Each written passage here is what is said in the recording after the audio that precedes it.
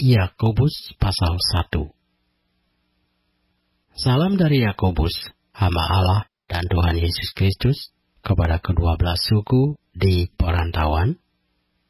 Saudara-saudaraku, anggaplah sebagai suatu kebahagiaan apabila kamu jatuh ke dalam berbagai-bagai pencobaan.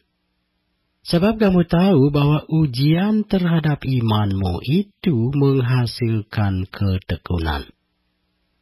Dan biarkanlah ketekunan itu memperoleh buah yang matang supaya kamu menjadi sempurna dan utuh dan tak kekurangan suatu apapun.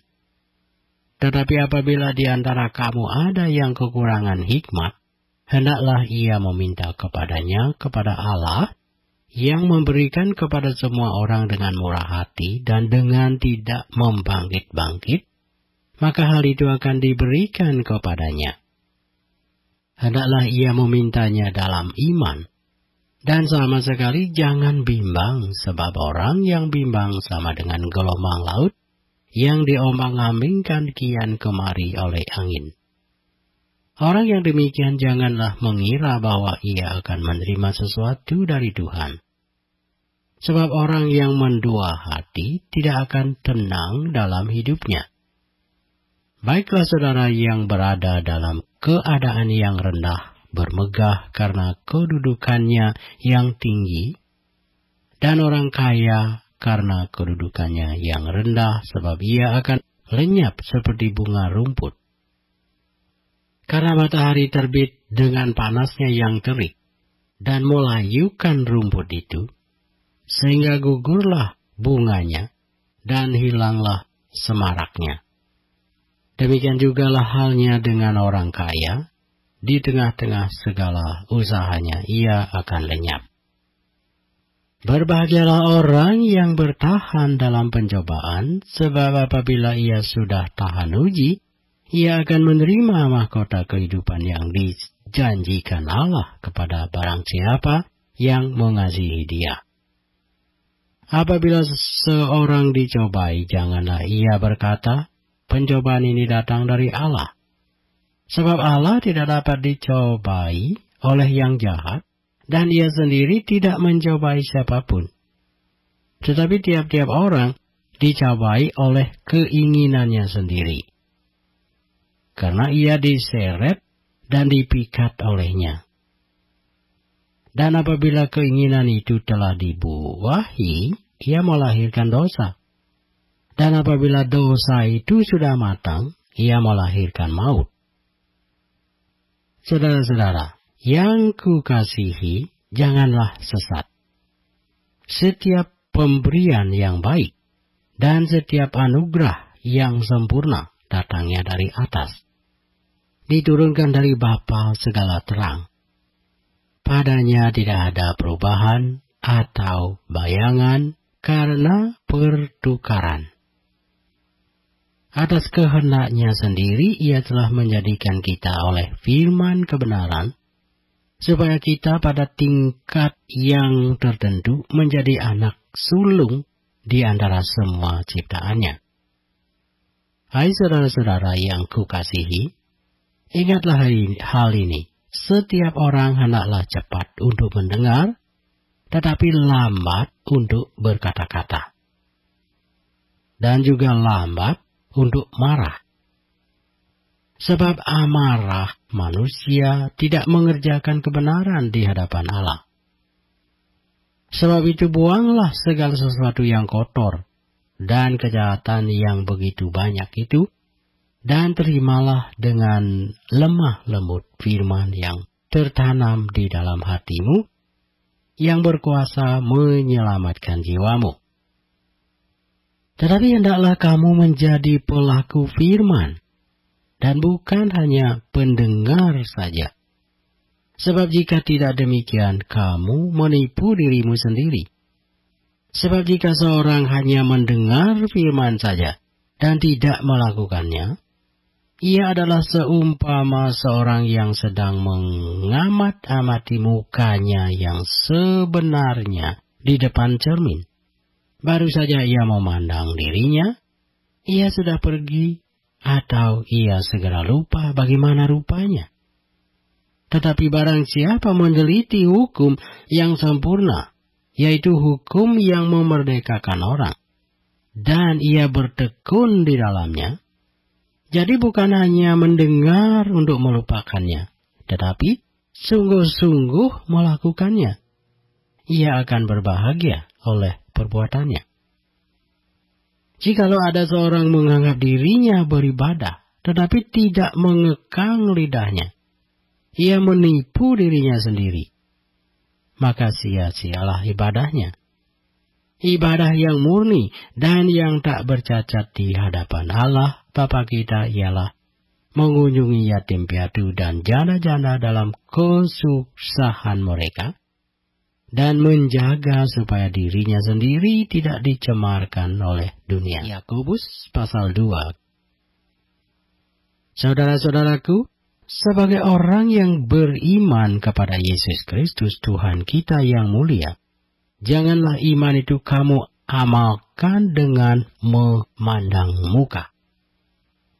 Sebab jika ada seorang masuk ke dalam kumpulanmu dengan memakai cincin emas dan pakaian indah, dan datang juga seorang miskin ke situ dengan memakai pakaian buruk, dan kamu menghormati orang yang berpakaian indah itu dan berkata kepadanya, "Silakan Tuan duduk di tempat yang baik ini." Sedang kepada orang yang miskin itu kamu berkata, "Berdirilah di sana," atau "Duduklah di lantai ini dekat tumpuan kakiku." Bukankah kamu telah membuat pembedaan di dalam hatimu dan bertindak sebagai hakim dengan pikiran yang jahat? Dengarkanlah, hai saudara-saudara yang kukasihi. Bukankah Allah memilih orang-orang yang dianggap miskin oleh dunia ini untuk menjadi kaya dalam iman dan menjadi ahli waris kerajaan yang telah dijanjikannya kepada barang siapa yang mengasihi Dia? Tetapi kamu telah menghinakan orang-orang miskin. Bukankah justru orang-orang kaya yang menindas kamu dan yang menyeret kamu ke pengadilan? Bukankah mereka menghujat nama yang mulia, yang olehnya kamu menjadi milik Allah? Akan tetapi jikalau kamu menjalankan hukum utama yang tertulis dalam kitab suci, kasihilah sesama manusia seperti dirimu sendiri, kamu berbuat baik. Tetapi jikalau kamu memandang muka, kamu berbuat dosa. Dan oleh hukum itu menjadi nyata bahwa kamu melakukan pelanggaran. Sebab barang siapa menuruti seluruh hukum itu, tetapi mengabaikan satu bagian daripadanya, ia bersalah terhadap seluruhnya. Sebab ia yang mengatakan, "Jangan berzina," ia mengatakan juga, "Jangan membunuh."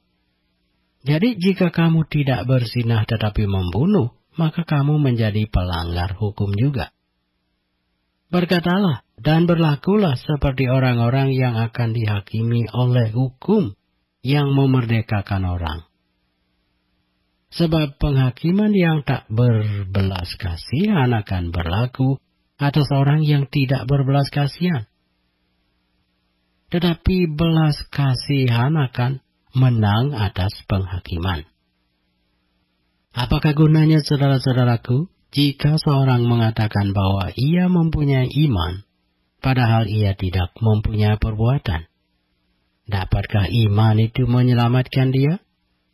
Jika seorang saudara atau saudari tidak mempunyai pakaian dan kekurangan makanan sehari-hari, dan seorang dari antara kamu berkata, "Selamat jalan, kenakanlah kain panas dan makanlah sampai kenyang," tetapi ia tidak memberikan kepadanya apa yang perlu bagi tubuhnya, apakah gunanya itu? Demikian juga halnya dengan iman. Jika iman itu tidak disertai perbuatan, maka iman itu pada hakikatnya adalah mati. Tetapi mungkin ada orang berkata, "Padamu ada iman dan padaku ada perbuatan." Aku akan menjawab dia, tunjukkanlah kepadaku imanmu itu tanpa perbuatan, dan aku akan menunjukkan kepadamu imanku dari perbuatan-perbuatanku. Aku percaya bahwa hanya ada satu Allah saja. Itu baik. Tetapi setan-setan pun juga percaya akan hal itu, dan mereka gemetar. Hai manusia yang bebal, maukah engkau mengakui sekarang bahwa iman tanpa perbuatan adalah iman yang kosong?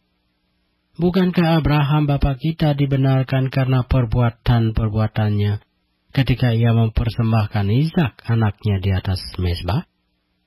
Kamu lihat bahwa iman bekerja sama dengan perbuatan-perbuatan, dan oleh perbuatan-perbuatan itu iman menjadi sempurna.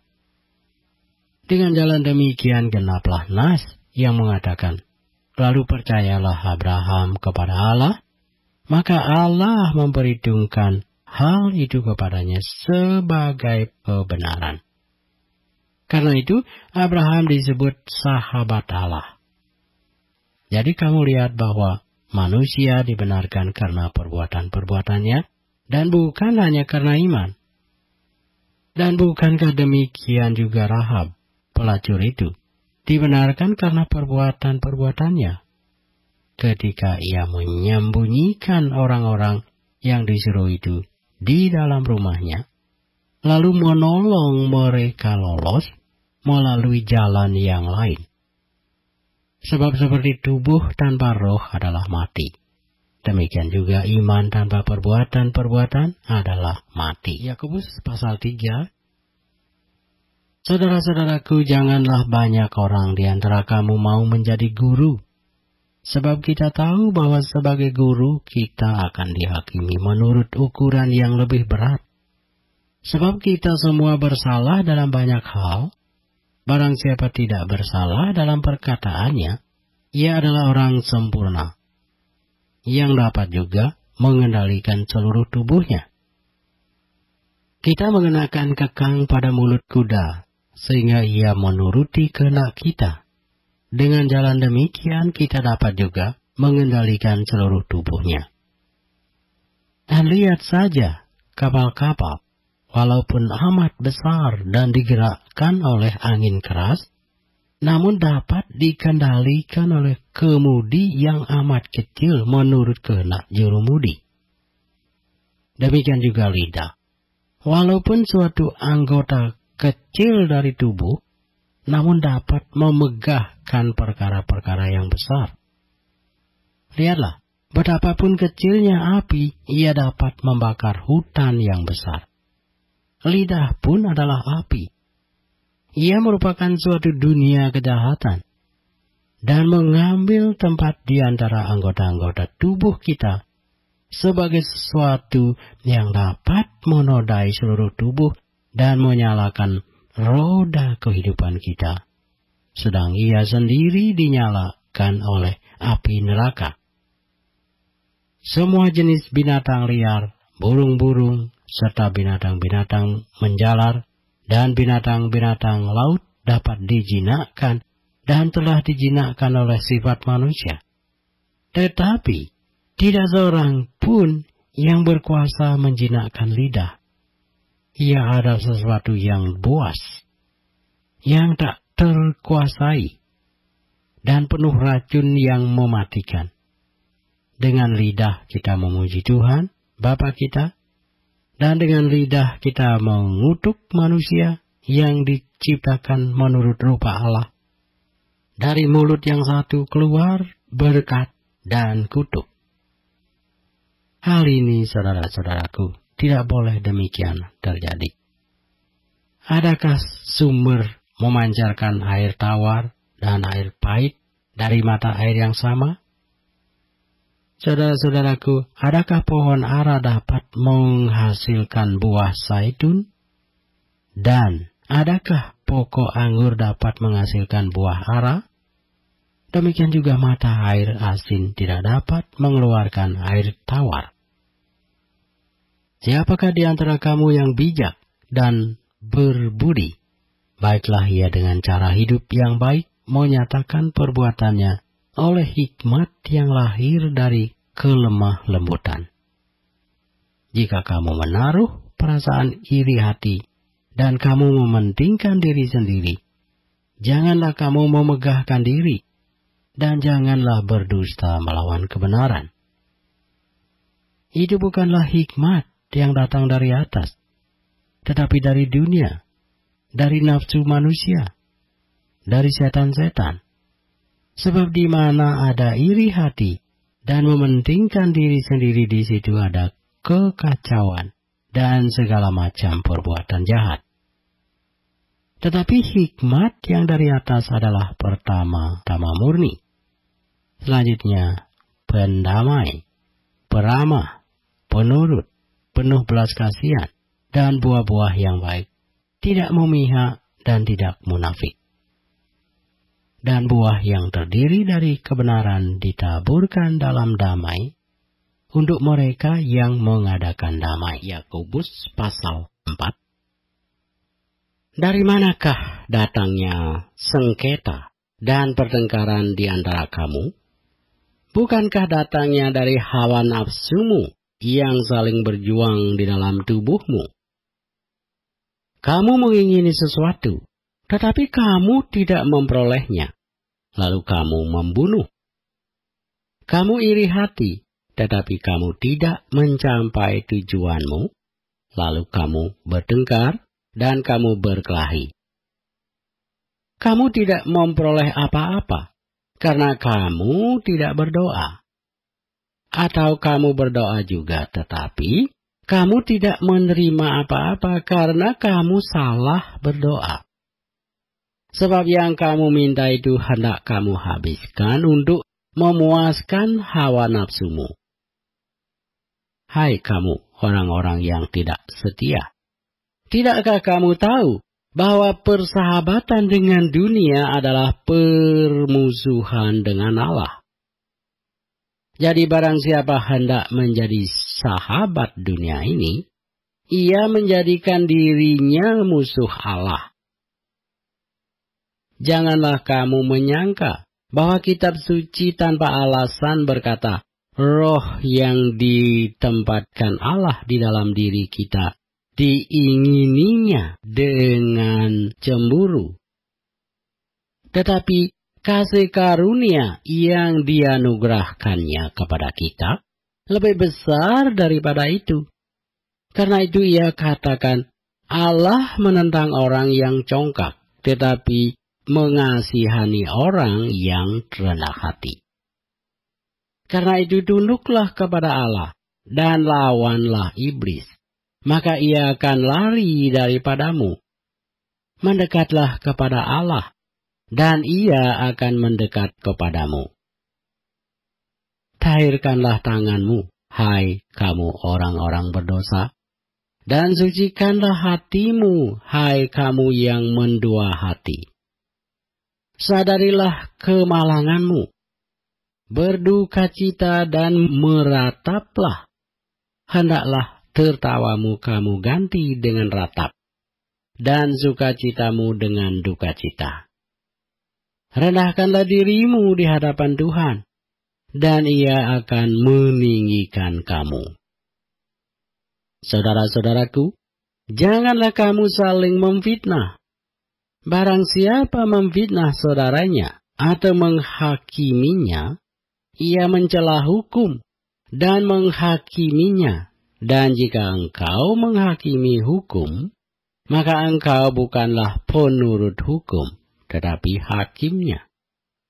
Hanya ada satu pembuat hukum dan hakim, yaitu Dia yang berkuasa menyelamatkan dan membinasakan. Tetapi siapakah engkau, sehingga engkau mau menghakimi sesamamu manusia? Jadi sekarang hai kamu yang berkata, hari ini atau besok kami berangkat ke kota anu, dan di sana kami akan tinggal setahun dan berdagang serta mendapat untung. Sedang kamu tidak tahu apa yang akan terjadi besok. Apakah arti hidupmu? Hidupmu itu sama seperti uap yang sebentar saja kelihatan lalu lenyap. Sebenarnya kamu harus berkata, Jika Tuhan menghendakinya, kami akan hidup dan berbuat ini dan itu. Tetapi sekarang kamu memegahkan diri dalam congkakmu. Dan semua kemegahan yang demikian adalah salah. Jadi, jika seorang tahu bagaimana ia harus berbuat baik, tetapi ia tidak melakukannya, ia berdosa. Yakobus pasal 5. Jadi sekarang hai kamu orang-orang kaya, menangislah dan merataplah atas sengsara yang akan menimpa kamu. Kekayaanmu sudah busuk, dan pakaianmu telah dimakan ngengat. Emas dan perakmu sudah berkarat, dan karatnya akan menjadi kesaksian terhadap kamu, dan akan memakan dagingmu seperti api. Kamu telah mengumpulkan harta pada hari-hari yang sedang berakhir.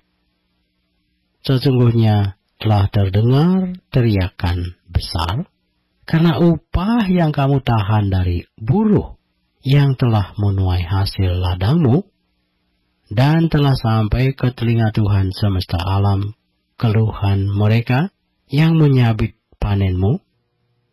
Dalam kemewahan kamu telah hidup, dan berpoya-poya di bumi. Kamu telah memuaskan hatimu sama seperti pada hari penyembelihan. Kamu telah menghukum, bahkan membunuh orang yang benar, dan ia tidak dapat melawan kamu. Karena itu, saudara-saudara, bersabarlah sampai kepada kedatangan Tuhan. Sesungguhnya, petani menantikan hasil yang berharga dari tanahnya, dan ia sabar sampai telah turun hujan musim gugur dan hujan musim semi. Kamu juga harus bersabar dan harus meneguhkan hatimu, karena kedatangan Tuhan sudah dekat. Saudara-saudara, janganlah kamu bersungut-sungut dan saling mempersalahkan, supaya kamu jangan dihukum. Sesungguhnya hakim telah berdiri di ambang pintu. Saudara-saudara, turutilah teladan penderitaan dan kesabaran para nabi yang telah berbicara demi nama Tuhan. Sesungguhnya kami menyebut mereka berbahagia, yaitu mereka yang telah bertekun. Kamu telah mendengar tentang ketekunan Ayub, dan kamu telah tahu apa yang pada akhirnya disediakan Tuhan baginya. Karena Tuhan Maha Penyayang dan penuh belas kasihan. Tetapi yang terutama, saudara-saudara, janganlah kamu bersumpah demi surga maupun demi bumi atau demi sesuatu yang lain. Jika ya, hendaklah kamu katakan ya. Jika tidak, hendaklah kamu katakan tidak, supaya kamu jangan kena hukuman. Kalau ada seorang di antara kamu yang menderita, baiklah ia berdoa. Kalau ada seorang yang bergembira, baiklah ia menyanyi. Kalau ada seorang di antara kamu yang sakit, baiklah ia memanggil para penatua jemaat, supaya mereka mendoakan dia, serta mengolesnya dengan minyak dalam nama Tuhan. Dan doa yang lahir dari iman akan menyelamatkan orang sakit itu, dan Tuhan akan membangunkan dia. Dan jika ia telah berbuat dosa, maka dosanya itu akan diampuni. Karena itu hendaklah kamu saling mengaku dosamu dan saling mendoakan, supaya kamu sembuh. Doa orang yang benar bila dengan yakin didoakan, sangat besar kuasanya. Elia adalah manusia biasa sama seperti kita, dan ia telah bersungguh-sungguh berdoa supaya hujan jangan turun, dan hujan pun tidak turun di bumi selama 3 tahun dan 6 bulan. Lalu ia berdoa pula, dan langit menurunkan hujan, dan bumi pun mengeluarkan buahnya.